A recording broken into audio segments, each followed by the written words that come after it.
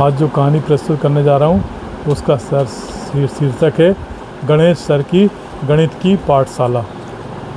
Ganesh sir की उम्र 65 साल हो गई है, पर आज भी वे गणित की कोचिंग सुबह के 5 बजे से रात के 11 बजे तक रोज़ संचालित करते हैं।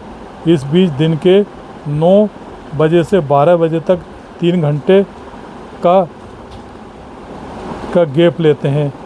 ये क्रम विगत 45 वर्षों से जारी है। कल भी वे रात को 11 बजे कोचिंग से आए थे।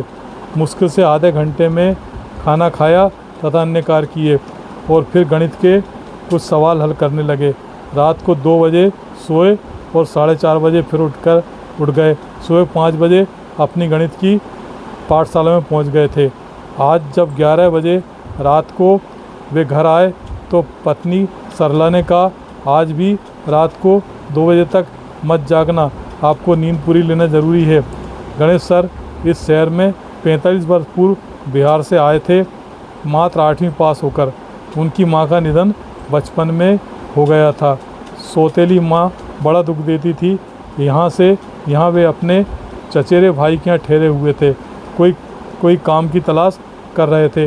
वे जिस मकान में रहते थे उसके मालिक का लड़का प्रकाश, जो 7वीं में पढ़ता था, उसको ट्यूशन पढ़ाने वाले सर आज नहीं आए थे। उसे होमवर्क में गणित के सवाल हल करने थे। वो बहुत दुखी था। गणेश सर ने उसके दुख को समझा तथा चुटकियों में सारे सवाल हल कर दिए। उन्होंने प्रकाश को अच्छे से समझाया भी। मालिक मकान ने गणेश सर से प्रकाश को ट्यूशन से पढ़ाने का आग्रह किया। ये गणेश सर की शुरुआत थी। उनके पढ़ाने का तरीका इतना अच्छा था कि कुछ ही दिन में उनके पास ट्यूशन से पढ़ने वाले छात्रों की अच्छी खासी संख्या हो गई। वे सिर्फ एक ही विषय गणित पढ़ाते थे। गणित उनका शुरू से ही प्रिय विषय रहा था। उनके पढ़ाए हुए बच्चे जब 9वीं में आए तब भी वे ट्यूशन के लिए गणेश सर के पास ही आए। गणेश सर खुद तो 8वीं पास थे, पर 9वीं के बच्चों को गणित उन्होंने इतना अच्छा पढ़ाया कि उसकी चर्चा हर ओर होने लगी। ऐसा करते करते वे कॉलेज के छात्रों को भी गणित के शिक्षक बन गए। कोई इस बात पर ध्यान ही नहीं देता था कि वे मात्र 8वीं पास हैं। फिर भी पूरे क्षेत्र में गणेश सर की गणित की पाठशाला मशहूर थी। गणित का कितना ही कठिन सवाल हो, वे उसे हल कर देते थे।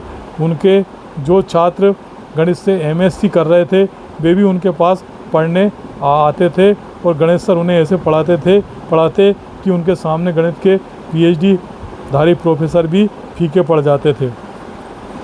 वो बात याद आई जब महाविद्यालय के गणित के प्रोफेसर गुप्ता जी PhD कर रहे थे। वे गणेश सर के पास गणित के ऐसे सवाल लेकर आए जो उनसे हल हो रहे थे, न उनके गाइड से, लेकिन गणेश सर ने उन्हें आसानी से हल कर दिया। फिर तो उनकी पूरी PhD की थीसिस ही गणेश सर की बदौलत पूरी हुई। वे आज तक भी गणेश सर को बहुत मानते हैं, उन्हें गुरु जैसा सम्मान देते हैं। वे गणेश सर ने गणित की पाठशाला की कमाई से शहर में पक्का मकान बनवाया था। अपने बेटे राहुल की इंजीनियरिंग की पढ़ाई पूरी कराई। बिटिया मोहिनी को MBBS कराकर डॉक्टर बनवाया। दोनों बच्चों की शादी धूमधाम से की। अपने 45 वर्ष के गणित शिक्षण काल में उन्होंने हजारों लाखों विद्यार्थियों को गणित का विशेषज्ञ बनाया। वे सब गणेश सर को बहुत मानते थे।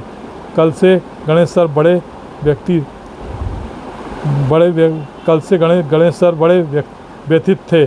कल उन्हें अपना वो छात्र मिला जो गणित में सबसे कमज़ोर था। उसका नाम रवि था। उसने बताया कि वो गणित का व्याख्याता बन गया है। सुनकर गणेश सर चौंके। उन्होंने पूछा, गणित तो तुम्हें आती नहीं थी, फिर ये चमत्कार कैसे हुआ? वह रवि बोला, सर गणित तो मुझे आज भी बिल्कुल नहीं आता। फिर भी मैं व्याख्याता इसलिए हूँ कि मैंने ऐसे खुले विश्वविद्यालय से डिग्री हासिल की जिसके अध्ययन केंद्र का संचालक पैसे लेकर डिग्री बांटता था। गणेश सर बोले, व्याख्याता तो बन गए, अब पढ़ाओगे कैसे? रवि बोला, इसकी नौबत ही नहीं आएगी। जिला मुख्यालय पर ऑफिस में अपना अटैचमेंट करा लेंगे। पद तो बड़ा होगा, ये क्या कम है। गणेश सर को उसकी फर्जी तरीके से हासिल MSc गणित की डिग्री से अपनी 8वीं की मार्कशीट बड़ी लग रही थी।